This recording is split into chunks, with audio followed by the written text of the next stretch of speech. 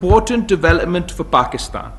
And I must remind you कि हमने ना सिर्फ FATF रेले से निकले, हमने 2 एक्शन प्लान्स मुकम्मल किए, वक्त से पहले मुकम्मल किए और वक्त से पहले ग्रे लिस्ट से निकले. The Minister of State, Ms. Hina Rabbani Khar, led this effort as the chairperson of the National FATF Coordination Committee. And जिस मेहनत के साथ, जिस डेडिकेशन के साथ हिना रबानी खर साहिबा ने ना सिर्फ ये काम करवाया मगर ज़्यादा शोशा के साथ ने, यही वजह है कि हम FATF के जो ग्रे लिस्ट थे उससे निकल सकें. In this regard, years of technical work in progress by all state national, इसलिए कि हिना ने ये लिखा भी है मेरे लिए, तो अब मैं सबको तारीफ करूंगा, मगर सबसे ज़्यादा मेहनत जो है behind the scenes इसके हिना रबानी खर साहिबा की थी. In this regard, years of technical work in progress by all national stakeholders needed to be recognized internationally. We were able to project our progress successfully and have it duly recognized by the FATF, thwarting diplomatically the designs of major detractors. Instead of celebrating this success, we remained focused on the job. We also led a legislative process to ensure that our gains at the FATF are consolidated. Engaging Europe and the United Kingdom constructively was a priority for us. Countless meetings and bilateral visits to and from Europe, as well as on the sidelines of multilateral meetings, have reinvigorated our ties. We seek from these countries better access for our goods, visa facilitations, especially for students, work opportunities for our skilled people, and cooperation in the education, science, and technology. We draw particular satisfaction from the recently initiated migration and mobility dialogue with the European Union, which has great potential for opening doors for Pakistanis seeking employment abroad. इस पे हमने बहुत focus किया, ना सिर्फ European union के साथ मगर जगह जगह कि किस तरीके से हम पाकिस्तान के अवाम को रोज़गार के मौके फराहम कर सकते हैं, बैरून मुल्क उनके लिए किस तरीके से हम अपना शेयर में इजाफा कर सकते हैं, और इसमें भी हिना रबानी खर साहिबा की बहुत मेहनत है. The continuation of the GSP Plus facility is another positive development. There is immense potential in our constructive partnership with this region, and we believe we have set the tone and corrected the course. Successive governments need to continue working in the same direction. On Afghanistan, our approach has been quite clear and forthwith. We will do everything we can for our brothers and sisters, the people of Afghanistan. We have maintained a robust practical engagement with the Afghan interim government, working on areas such as security, border control and markets, commerce, health, education, transit trade, and almost every facet of bilateral cooperation. Pakistan's peace and security are, however, non-negotiable. My first responsibility is to my people, the people of Pakistan. We continue to engage proactively and constructively at every possible regional international format aimed at promoting peace, security, and stability of Afghanistan. Once again, I want to emphasize the skies is the limit to the opportunities we can create together, but terrorism must be countered.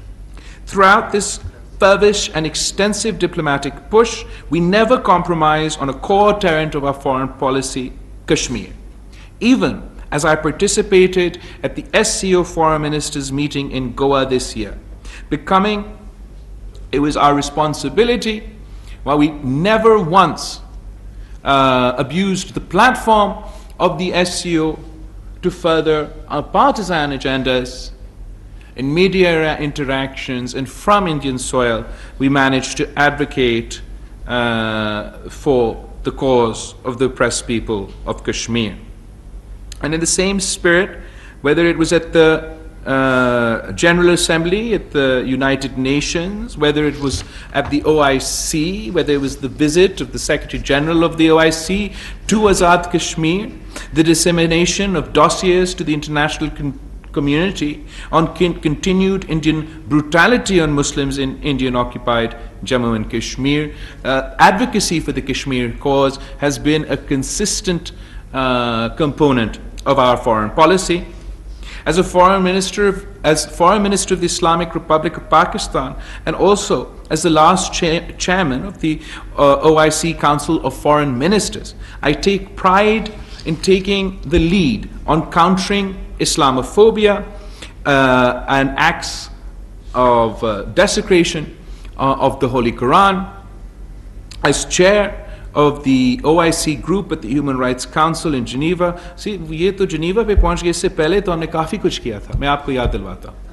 ایک تو OIC کی plate form سے جب ہم council of foreign ministers کے سربراہ تھے، تو ہم نے اس پلیٹ فارم سے، ان کے اپنے CFM کے پلیٹ فارم سے تو آبویسلی اس چیز کو کنڈیم کیا، مگر ساتھ ساتھ یونائٹڈ نیشنز کے ساتھ مل کے جو 15 مارچ اسلاموفوبیا کا international day to combat Islamophobia declare تو ہو چکا تھا، مگر اس کی کوئی منانے کے طریقہ کار نہیں تھا.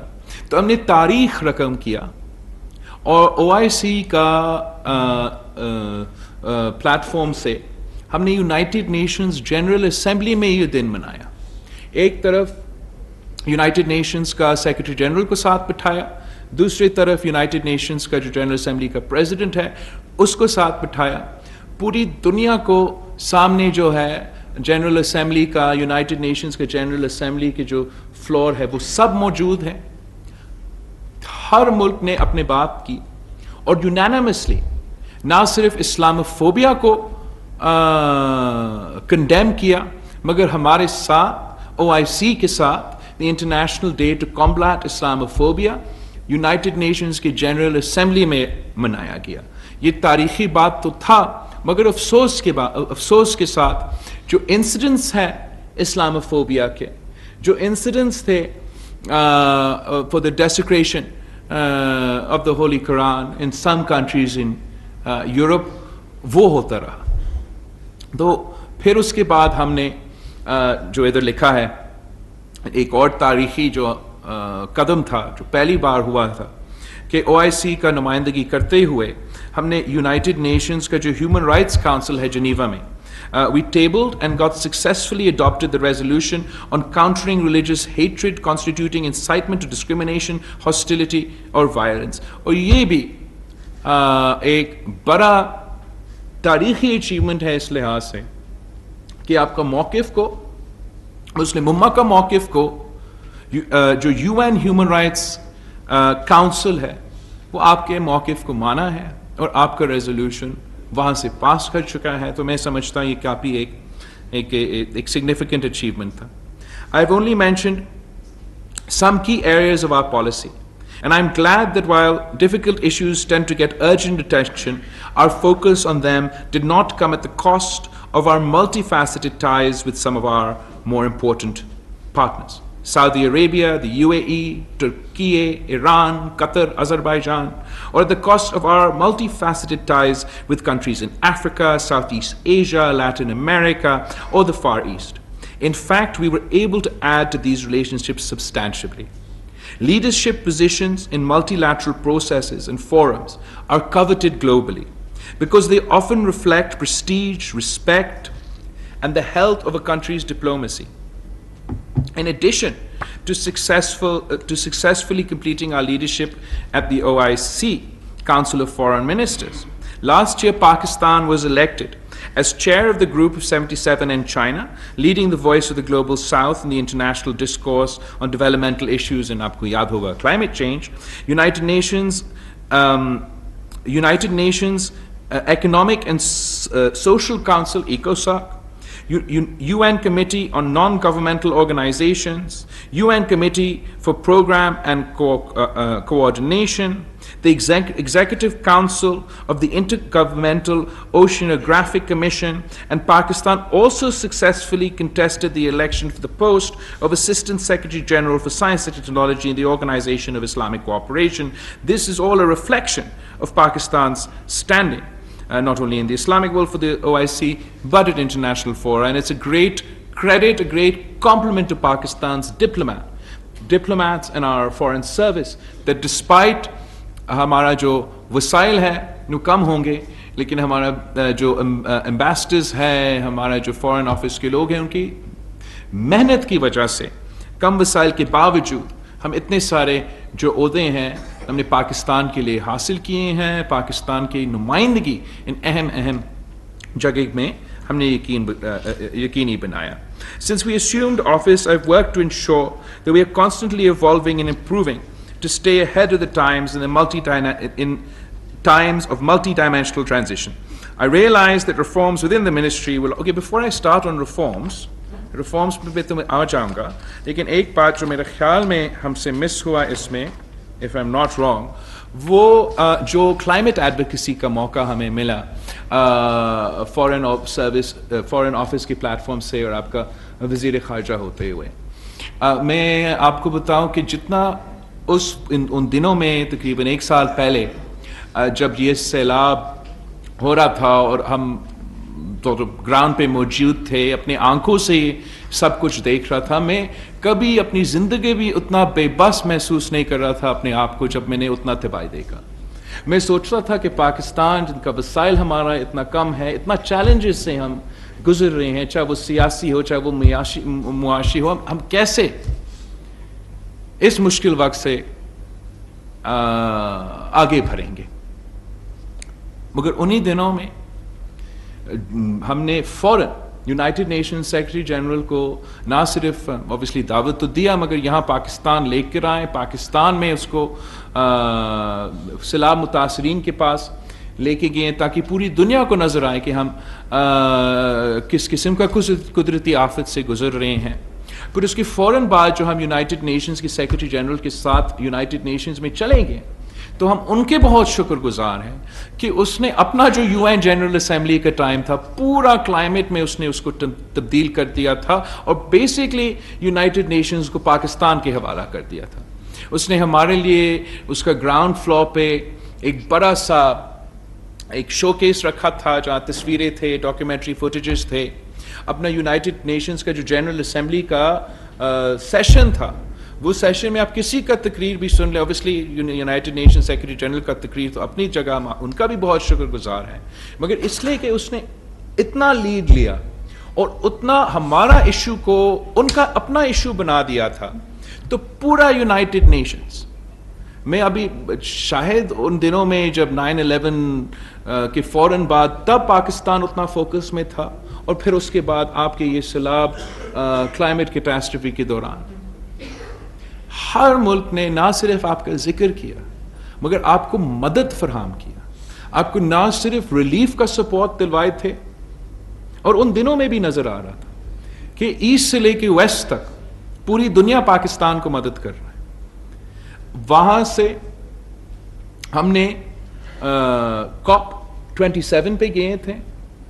COP27 پہ ہمارا خوش قسمتی تھا کہ پاکستان ساتھ ساتھ یہ G77 پلس چائنا کا سربراہی سنبھال رہا تھا اس وقت, جو گلوبل ساؤتھ کا ایک گروپ تھا. تو اس پلیٹ فارم کو استعمال کرتے ہوئے پاکستان نے لاس اینڈ ڈیمیجز کا ایڈوکیسی بھی کی, اور COP27 میں بھی ہم نے تاریخ رقم کیا کہ لاس اینڈ ڈیمیج کو کلائمیٹ ایجنڈا پہ ڈالا. اس کے بعد ہم نے جو جنیوا میں ریزیلینٹ پاکستان کے نام سے فلڈ ریکنسٹرکشن کے لیے جو ہمارا کانفرنس ہوا تھا, ایک تو وہ انپریسیڈنٹڈ تھا, تاریخ میں ایسا نہیں ہوا کہ ایک کلائمیٹ کیٹاسٹرفی کے بعد آپ کو ایک کلائمیٹ ریزیلینٹ کے نام پہ ایک ڈیولپمنٹ کانفرنس ہوا. جو ہمارے ایکسپیکٹیشنز تھے کہ پاکستان کو بڑا دھچکا ملا تھا فارن پالیسی کے لحاظ سے پچھلے 4 سال, اور پھر پوری دنیا جو ہے وہ مصروف ہے، اپنے مسائل میں لگے ہوئے ہیں سب، یا یوکرین سوچ رہے ہیں، سارے وسائل بھی ادھر جا رہے ہیں، تو شاید پاکستان کو اور اس ٹاپک پہ وہ سپورٹ نہیں ملے گا. مگر شکر الحمدللہ ایک بار پھر ہمارے ڈپلومیٹس کی محنت کی وجہ سے ہم نے نہ صرف اپنا ایکسپیکٹیشنز سے زیادہ پلیجز وصول کیے، مگر پورا دنیا کو بتا دیا تھا، اور ایک منہ توڑ جواب تھا کہ ایسٹ سے لے کے ویسٹ تک پوری دنیا پاکستان کے ساتھ شانہ بشانہ کھڑا ہے. اور ان دنوں میں جب دنیا تو پولرائز ہوگا، پارٹیزان ہوگا، ایک دوسرے کی شکل تو نہیں دیکھنا چاہ رہے، مگر پاکستان کا اس کوز میں وہ ہمارے ساتھ کھڑے تھے. جو لوگ کہتے تھے کہ پاکستان آئسولیٹڈ ہے، ان کے لیے بھی منہ توڑ جواب تھا. جو پاکستان کے مخالف ہے اور پاکستان کے لیے برا چاہتے ہیں، ان کے لیے بھی منہ توڑ جواب تھا.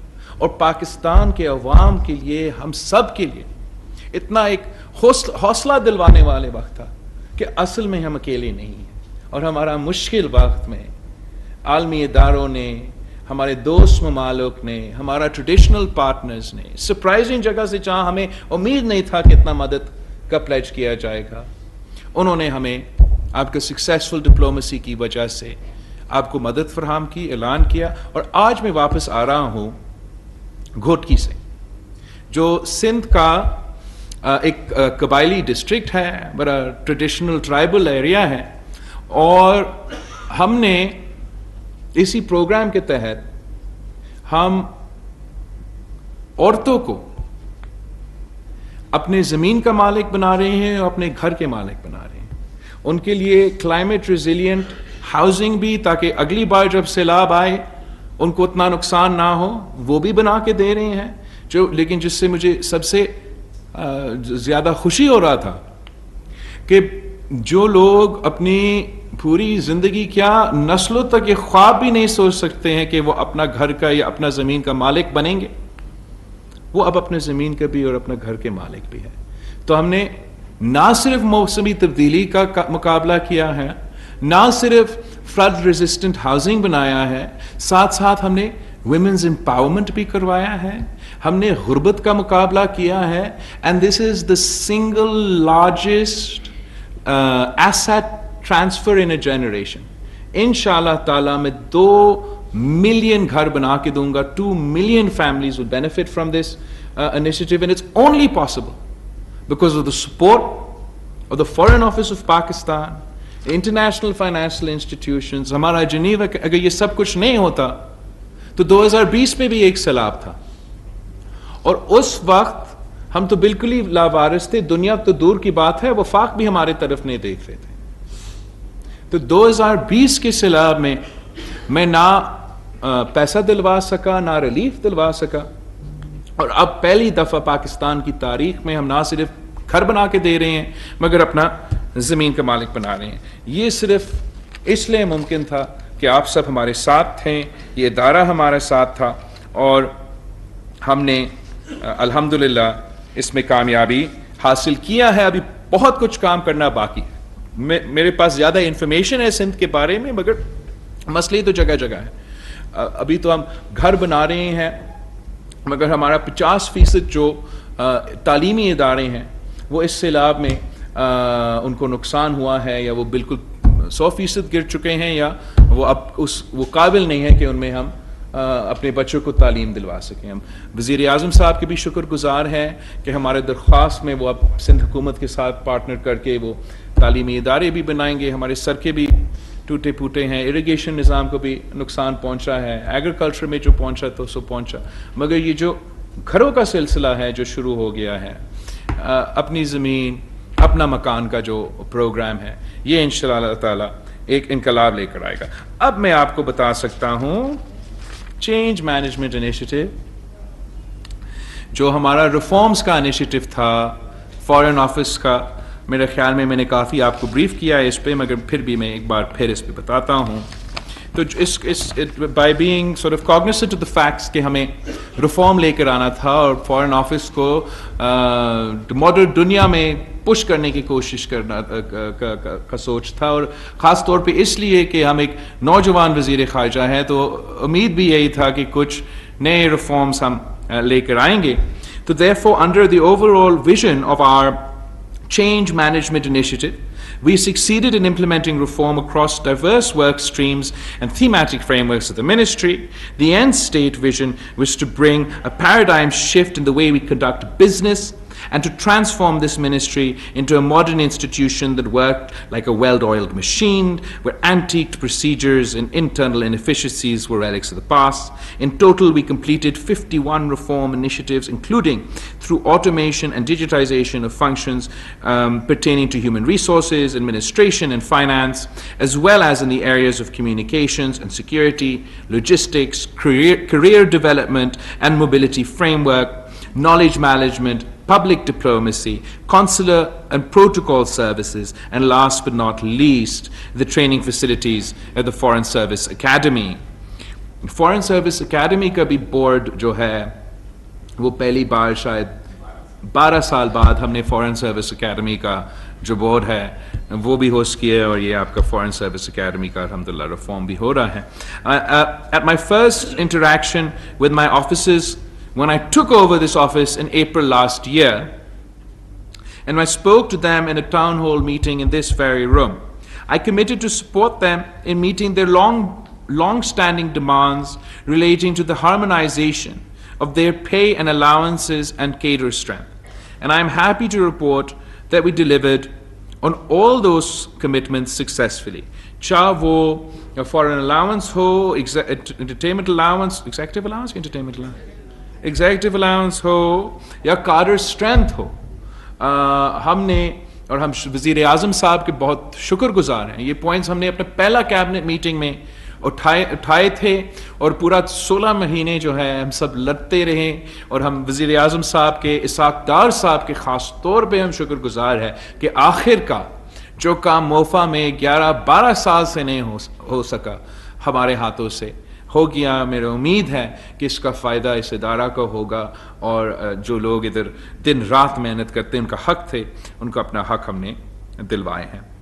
Also, given the centrality to MOFA's role in managing intergovernmental relations, we made sure that the ministry had a seat at a table in deliberating forums of successful issues of economy, trade and foreign investment, including more recently at the SIFC and the reconstituted board of the BOI.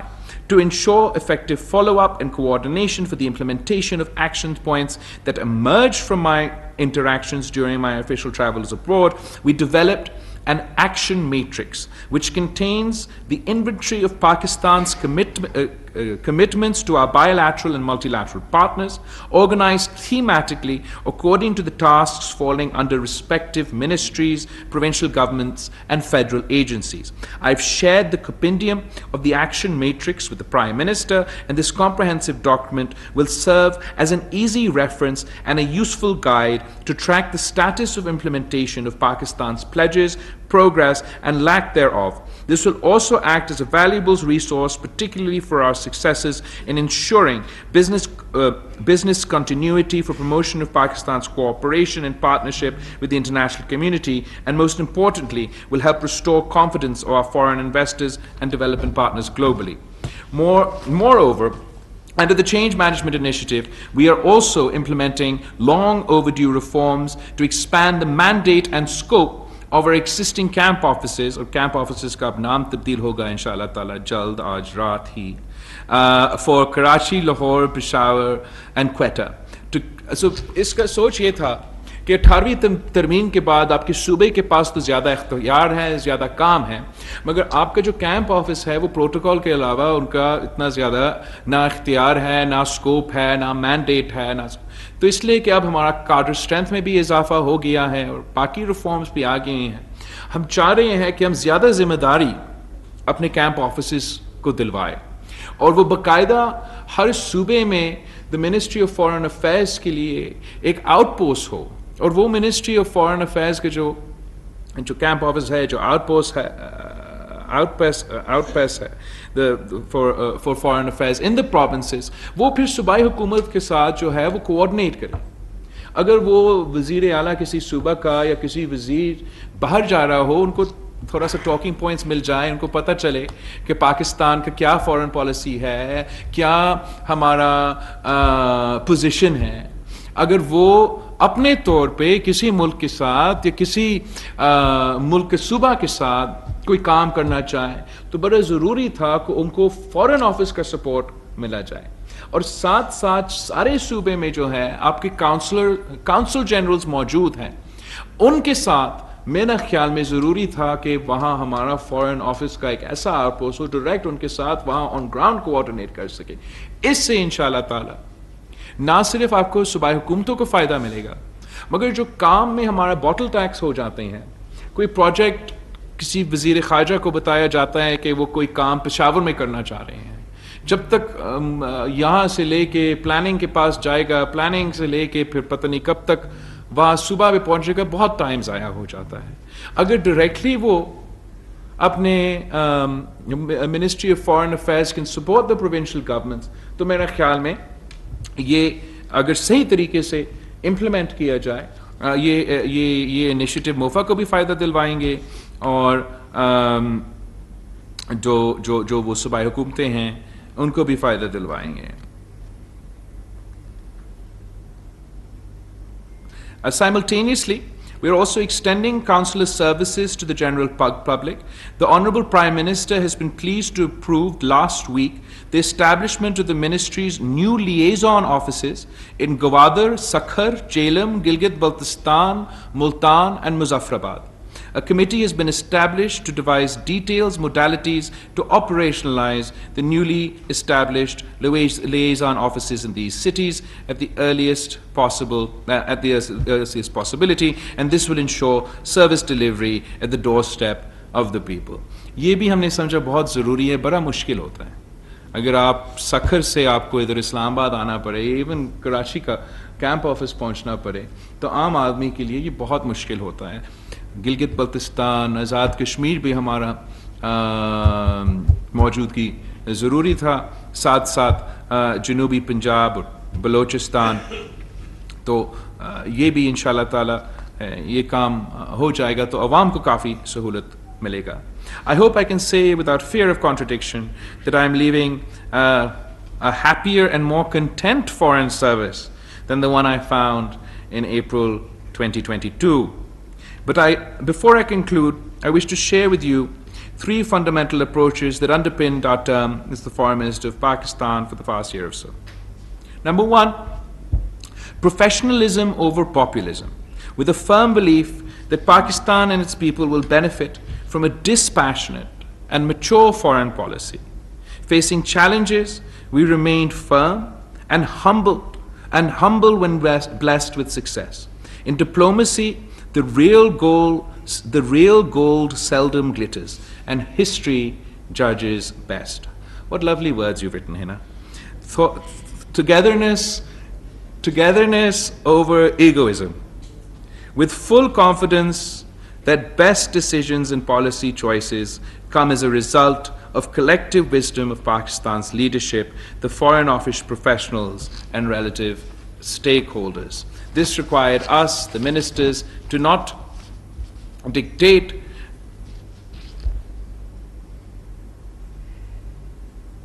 to not direct, but be directed by the logic put before us. Thus, every choice that we made or a policy we worked on was the result of a consultative process.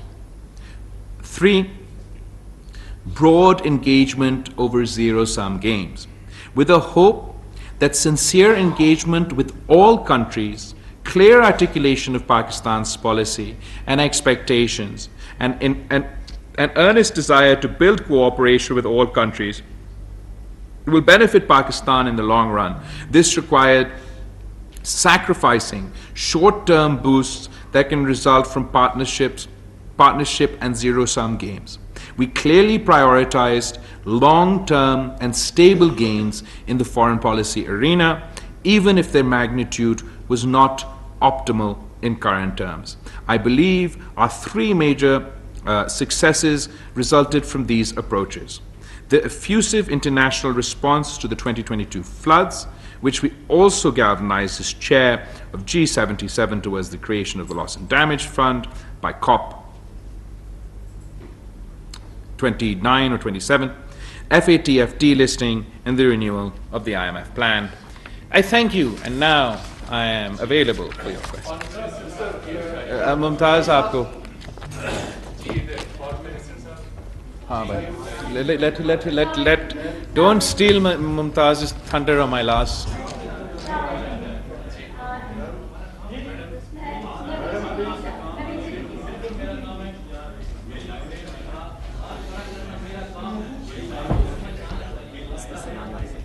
Okay, لیکن آپ you'll call on people.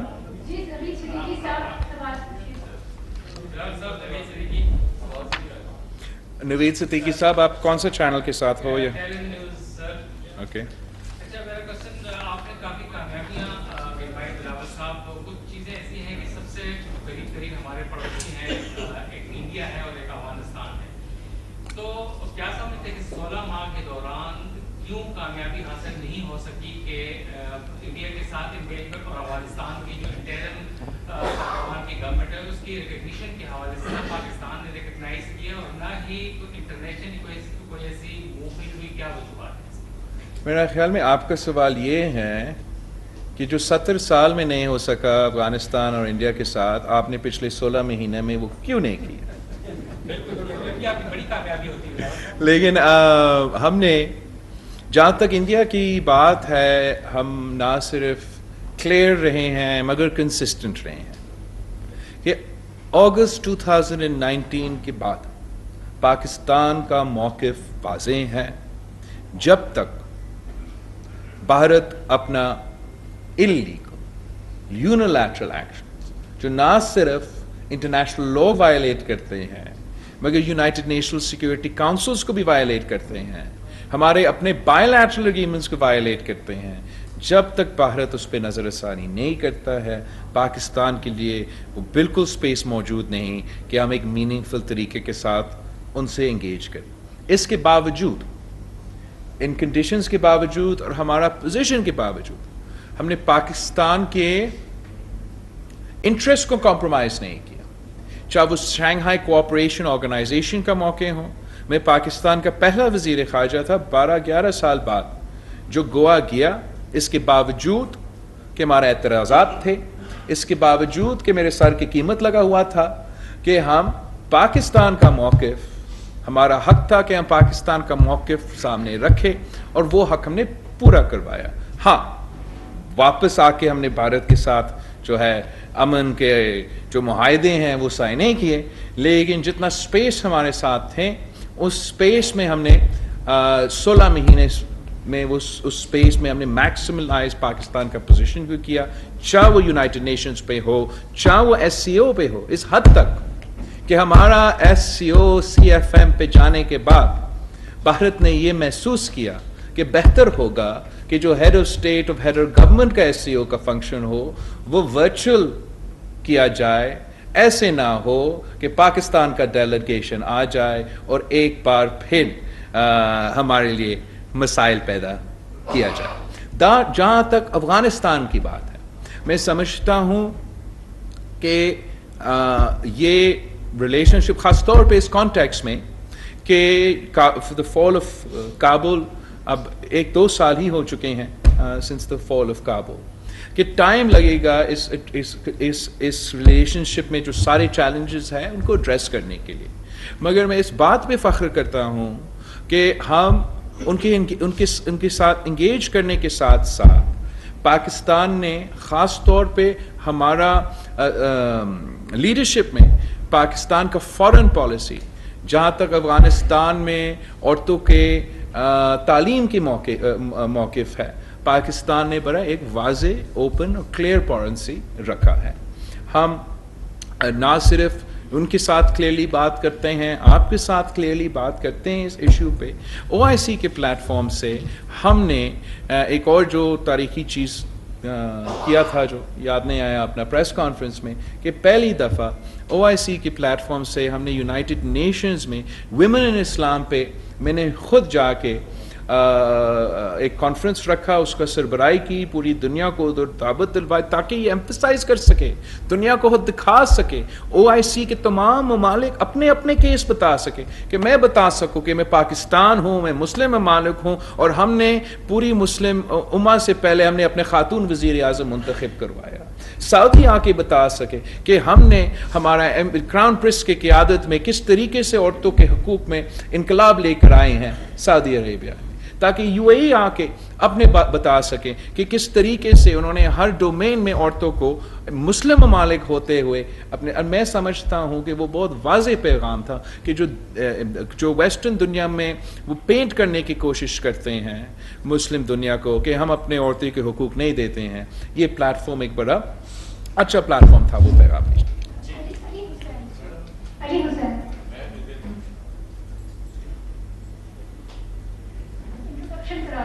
G thank you. Ali Hussain from Business Recorder. Bilawal صاحب, آپ نے India کا ذکر کی ہے 70 سالوں میں جو نہیں ہو سکا وہ 16 مہینوں میں نہیں ہو سکتا. کشمیر کا ذکر آپ نے اس میں نہیں تھا, پوری اسٹیٹمنٹ ہے یہ. سر آپ کو سننا چاہیے, ذکر تھا. اچھا, اب میرا کوشچن ہے, مجھے لگتا ہے کہ آپ شاید سو گئے تھے میرے پریس کانفرنس کے دوران یا کچھ ایسے. اچھا میرا کوشچن افغانستان کے حوالے سے ہے. اگین طالبان انٹرم گورنمنٹ کا جو اسپوکس پرسن ہے ذبیح اللہ مجاہد کا ابھی تازہ اسٹیٹمنٹ آیا ہے کہ پاکستان کو چاہیے کہ اپنے مسائل گھر کے اندر ہی حل کرے اور میڈیا کے اوپر جو ہے ایک ہمارے خلاف ایک جو پبلک اوپینین بنانے سے حالات آپ کے بہتر نہیں ہوں گے. تو اس کے جواب میں کیا, میں تو کسی کا اسٹیٹمنٹ کا جواب تو میرا نہیں خیال ہے مناسب ہے کہ میں دوں, مگر میں اتنا کہہ سکتا ہوں کہ ہم سب تو عادی ہیں, we are all used to being a internationally recognised country, اور ایک انٹرنیشنل ریکگنائز کنٹری کو ہونے کے لیے کہ certain rules of the game ہیں انٹرنیشنل دنیا کے that you have to abide by, اور جب تک you don't abide by those rules کوئی ڈیفیکلٹیز پیدا ہوں گے. جو اوپینین بنایا جا رہا ہے چاہے وہ افغانستان کے بارے میں یا کسی اور چیز کے بارے میں, وہ ہمارا بیان بازی کی وجہ سے نہیں, زمینی حقائق کی وجہ سے یہ اوپینینز بن رہے ہیں. یہ اوپینینز صرف پاکستان سے نہیں بن رہے ہیں مگر جگہ جگہ یہ اوپینین بن رہے ہیں. ہم چاہ رہے ہیں کہ ہم اپنے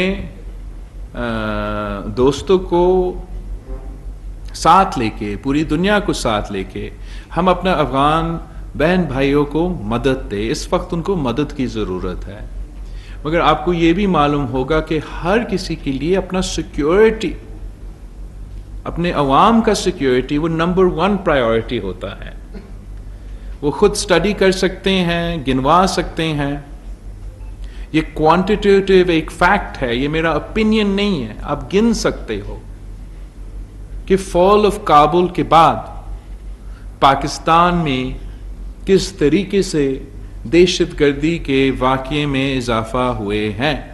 اب میں اس کا جسٹیفیکیشن یا ریزن آپ کو نہیں دیتا ہوں, آپ خود اسٹڈی کرے, کوئی اور خود اسٹڈی کرے اور مجھے بتا دے. میرا خیال میں ہمارا کوآپریشن, ہمارا انگیجمنٹ بھی ضروری ہے, مگر وہ ممالک جو سیریس ہے, جو واقعی ہی ڈپلومیٹک لیجٹمیسی چاہتے ہیں, واقعی ہی وہ ڈپلومیٹک ریکگنیشن چاہتے ہیں, تو پھر اس قسم کا بیان بازی کے بجائے ان کو اپنے, ہمارے اور دوسرے ممالک کے جو جینیون کنسرنز ہیں ان کو ایڈریس کرنے پڑیں گے, ورنہ جیسے حالات ہے وہ ویسے ہی رہیں گے, اور اس کا نقصان سب سے زیادہ اور سب سے بھر کر افغانستان کے عوام کو ہوگا سب سے پہلے, پھر اس کے بعد ہمارے عوام کو.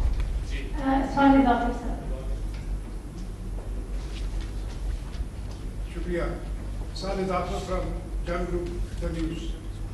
فارمسٹر, آپ نے اپنی اسٹیٹمنٹ میں آؤٹ سائڈ یہ کہا کہ پاکستان کی فارن پالیسی اسٹریس میں تھی اور اس کو آپ نے ڈیمیج کنٹرول کیا.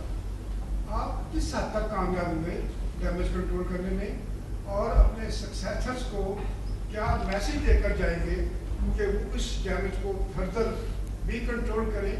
آپ انڈیا گئے, آپ نے اپنی منسٹر آف اسٹیٹ کو افغانستان بھیجا, آپ خود افغانستان کیوں نہیں تشریف لے گئے؟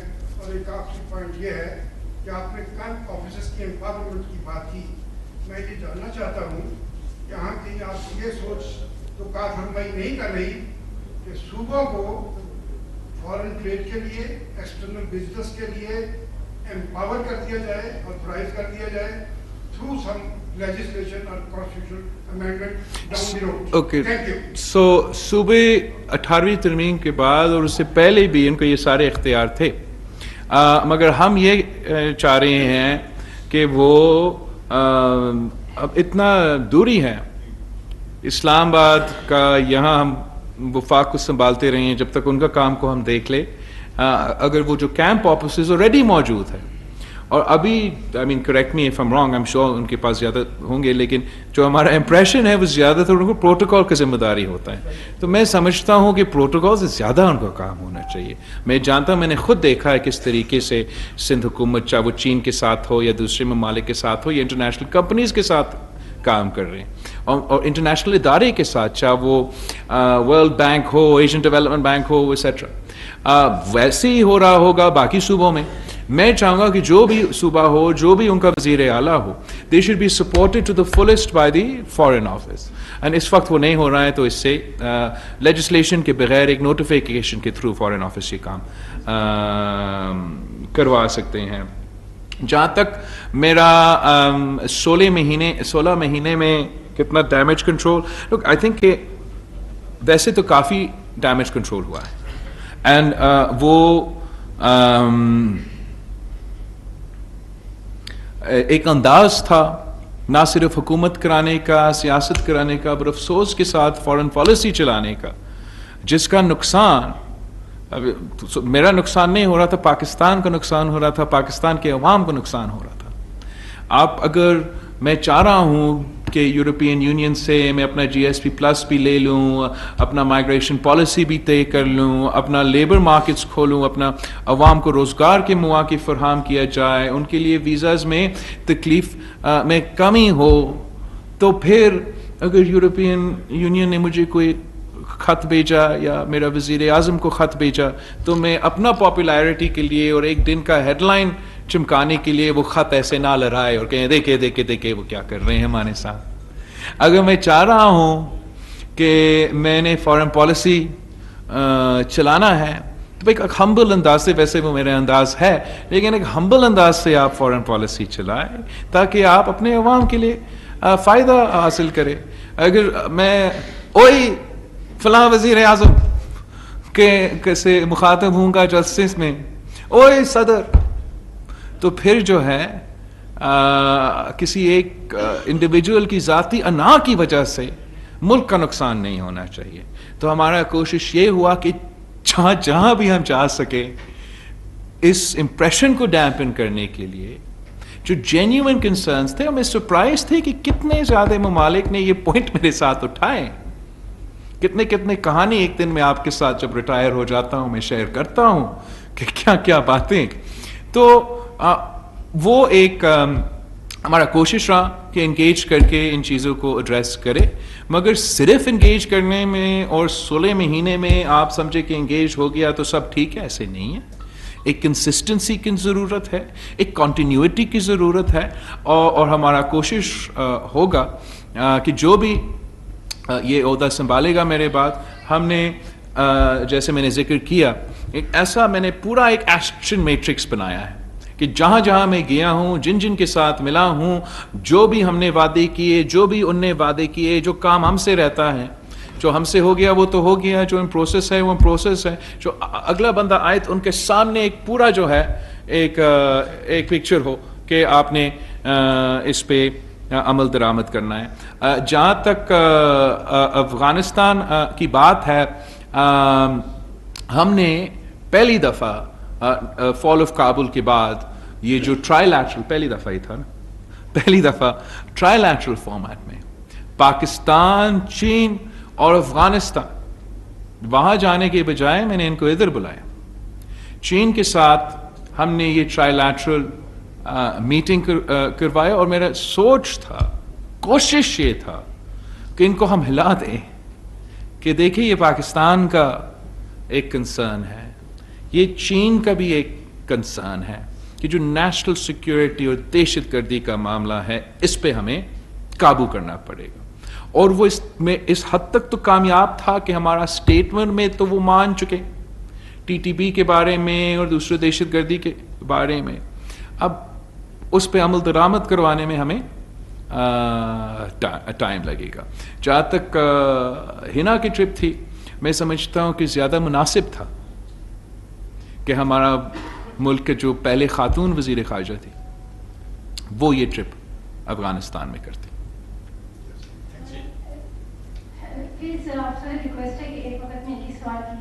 ہاں, اس نے تو 3 سوال. میں نے اسپیکر صاحب کے ڈنر پہ بھی جانا ہے, تو فائر راؤنڈ ذرا کر کے سب ایک ایک سوال پوچھ. اب تک ٹی وی سے سر میں یہ جاننا چاہوں گی, ابھی ٹیررزم کی آپ نے بھی بات کی, پاکستان جو کہ خود وکٹم رہا ہے اتنے سالوں سے ٹیررزم کا, کیا وجہ ہے اور ہمیں کیا فردر اقدامات کرنے ہوں گے کہ افغانستان ہو یا ہندوستان ہو, دونوں ہمسایہ ممالک بھی, اور پھر امریکہ کے ساتھ جو ہندوستان کا ایک جوائنٹ اسٹیٹمنٹ آیا اس میں بھی پاکستان کو ہی ٹیررزم کے حوالے سے مورد الزام ٹھہرایا گیا. تو آپ کیا سمجھتے ہیں کہ کہاں پر پاکستان کو کوتاہی ہوئی کہ اپنی پوائنٹ ہم رجسٹر نہیں کروا سکے, یا ہمیں اس بات کو رجسٹر کروانے کے لیے کیا کرنا ہوگا؟ تو میرا خیال میں آپ کی بہت اچھا سوال ہے. جہاں تک پاکستان کی اپنی لڑائی ہے دہشت گردی کے سامنے, وہ تو آپ کے سامنے ہے, دنیا مانے یا نہ مانے. سب سے زیادہ جو دہشت گردی سے متاثر ہوئے ہیں, مطلب quantitatively in the numbers of the most victims of terrorism and terrorist attacks, that country is Pakistan. ہم نے یہ اب ہر لیول پہ دیکھا ہے, ہر جگہ کہیں نہ کہیں یہ اس ایشو کو میں نے ذاتی طور پہ پکتا ہے, اور پورا ملک میں ہم نے یہ اس ایشو سے مقابلہ کیا ہے.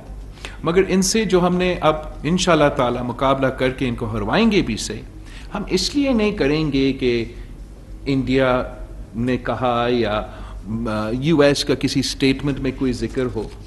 ہم تو اس لیے کرنا چاہتے ہیں کہ ہم اپنے آنے والے نسل کو بچانے چاہتے ہیں.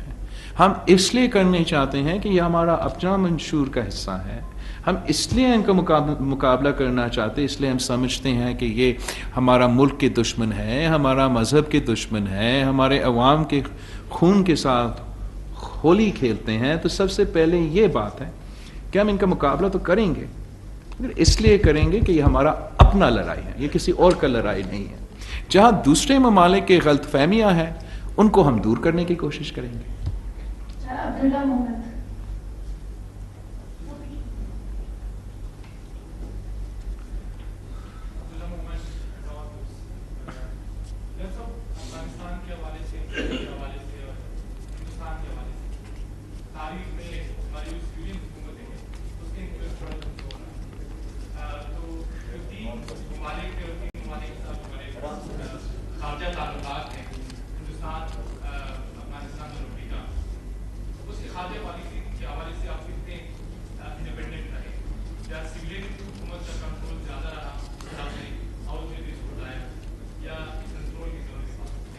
آپ کا سوال کا بہت شکریہ. آپ نے سنا ہوگا اپنا, میں نے اسٹیٹمنٹ میں ذکر کیا کس طریقے سے ہم نے کنسلٹیٹو پروسیس کا فائدہ اٹھایا, اور وہ نہ صرف یہاں موفا کے اندر مگر سارے اسٹیک ہولڈرز کے ساتھ ساتھ.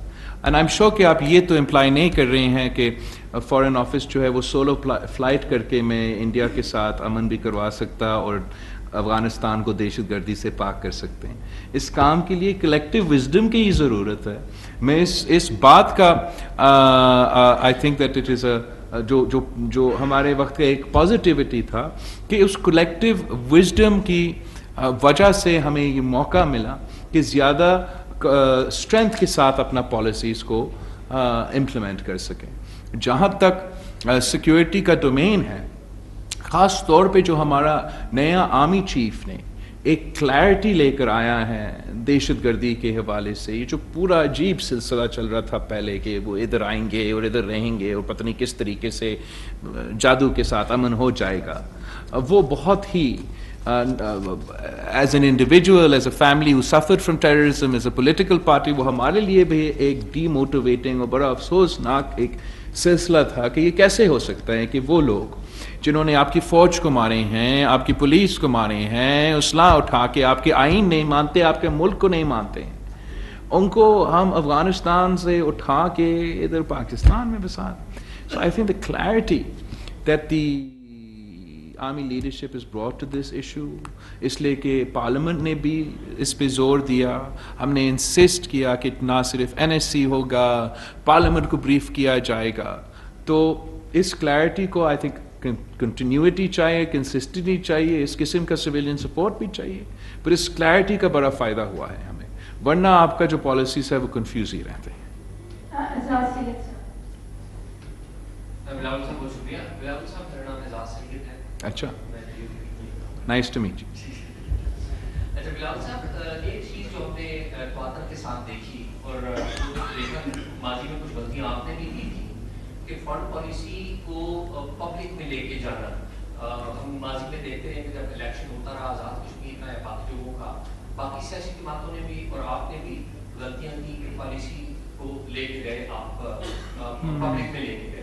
کیا ایسا ممکن نہیں ہے کہ سیاسی جماعتیں اپنے اندر جو ایک شیڈو گورنمنٹ کا سسٹم یا اپنے اندر جو مختلف ممالک کے بارے میں پالیسی بنانے کا سسٹم ہے اس کو مؤثر کریں؟ کیونکہ انڈیویجول منسٹرز آتے ہیں وہ اپنی پالیسی بناتے ہیں باقی اسٹیک ہولڈرز کے ساتھ مل کر, لیکن ہماری پولیٹیکل پارٹیز کے پاس کسی قسم کی نہ افغان پالیسی ہے, نہ ہمارے پاس دیگر ایشوز کے اوپر کوئی پالیسی ہے. تو یہ ایک پولیٹیکل فیلئر نہیں ہے پولیٹیکل پارٹیز کا کہ ہم اپنی سیاسی جماعتوں کو زیادہ مضبوط کریں؟ ایاز بھائی, آپ تو نا زیادہ ٹائم نون لیگ کے ساتھ گزارتے ہو, آپ کو کبھی کبھار جو ہے نا پاکستان پیپلز پارٹی کی طرف ذرا دیکھنا چاہیے. جہاں تک پولیٹیکل پارٹیز کا فارن پالیسی کے پلیٹ فارمز ہیں وہ پاکستان پیپلز پارٹی میں نہ صرف موجود ہے, آپ کو یاد ہوگا کہ جب when Kabul fell, we were the only political party to call a central executive committee in Pakistan.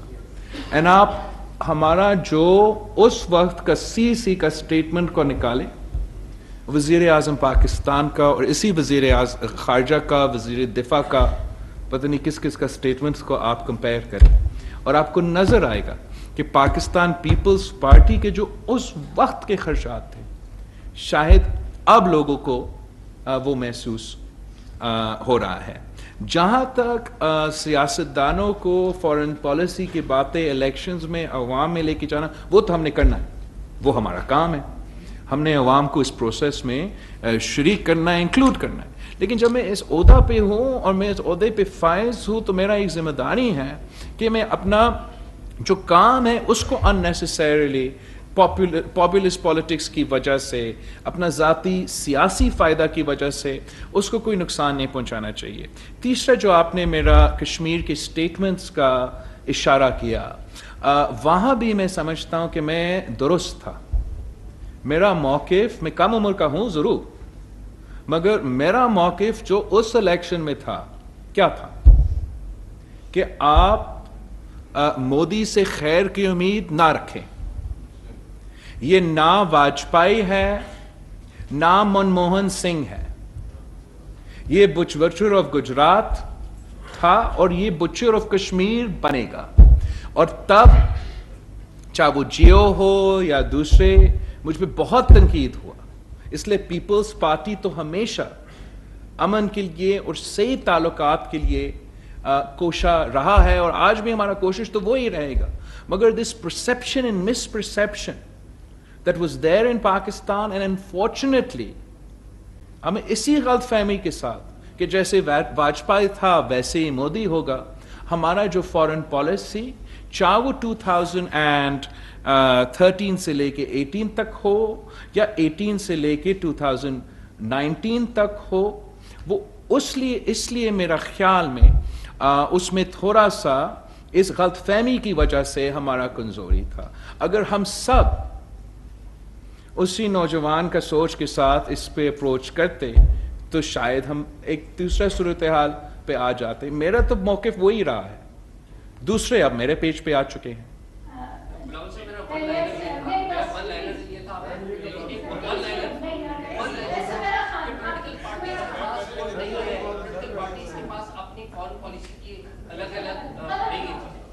میرے پاس ہے.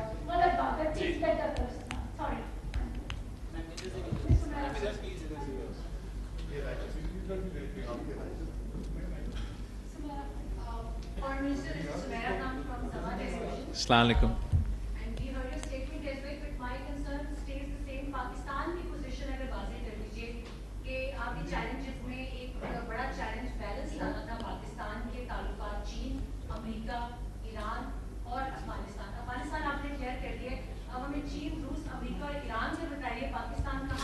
آپ نے اتنے سارے ایڈ کیے, پہلے چین, روس, امریکہ, ایران, ہم نے سب کے ساتھ انگیج کیا. اسی میں میرا خیال میں پاکستان کا فائدہ ہے, پاکستان کے مفاد ہے, پاکستان کے عوام کا فائدہ ہے.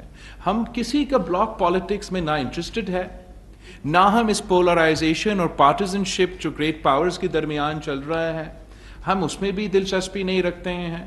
ہم اپنے کام کروانا چاہتے ہیں. ہمارا 220 ملین پلس جو بھی سینسس کہتا ہے پاپولیشن جو ہے ہمارا, ان کو ہمیں ڈیلیور کرنا پڑے گا, بیسک نیڈز ان کو پورا کرنا پڑے گا. اور اگر ہم دوسروں کے لڑائی میں پڑیں sort of if we'll get drawn into other people's fights then we'll be distracted from that responsibility. تو یہی وجہ ہے کہ ہم نے سب کے ساتھ انگیج کیا اینڈ کسی کو ایسے یہ امپریشن نہیں دیا کہ اٹس میوچلی کہ ان کے اس تعلقات کی وجہ سے کسی اور کے تعلقات پہ اثر ہوگا. اور میرا امید ہے کہ جو بھی اس عہدہ پہ آئے گا میرے بعد ان کا بھی یہ پورا کوشش ہوگا کہ وہ سب کے ساتھ انگیج کیا جائے.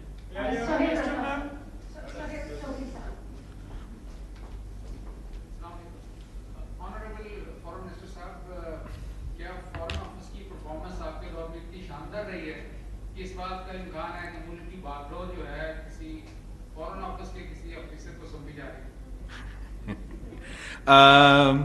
I'm sure کہ وزیر اعظم صاحب اور جو لیڈر قائد حزب اختلاف ہے وہ جلد کنسنسس پہ آئیں گے اور پھر اعلان کریں گے کہ کون ہوگا.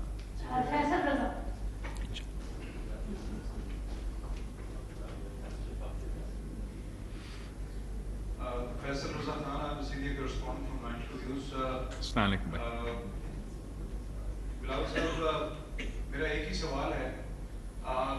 سابق صدر آصف علی زرداری نے سابق صدر ایران احمدی نژاد کے ساتھ ایک گیس پائپ لائن جو ہے اس کا افتتاح کیا اور اس معاملے کو بڑا عرصہ ہو گیا.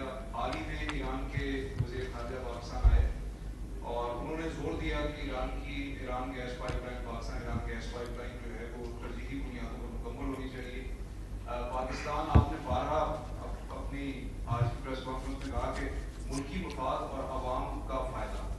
تو گیس پائپ لائن سے پاکستان کا مفاد بھی جڑا ہوا ہے اور عوام کا فائدہ بھی جڑا ہوا ہے, پاکستان کی ترقی بھی جڑی ہوئی ہے.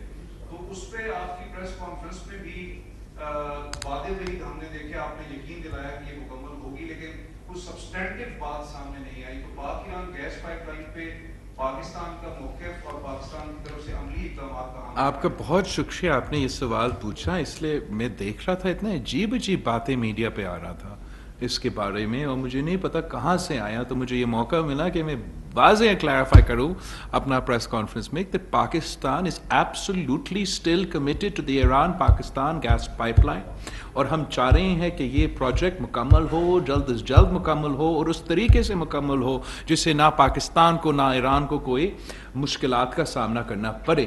پاکستان کے عوام کا مستقبل اسی میں ہے کہ ہم اپنے خاص طور پہ ایران جیسے نیبر کے ساتھ انرجی کا اور دوسری چیزوں کا ٹریڈ کیا جائے. میں نے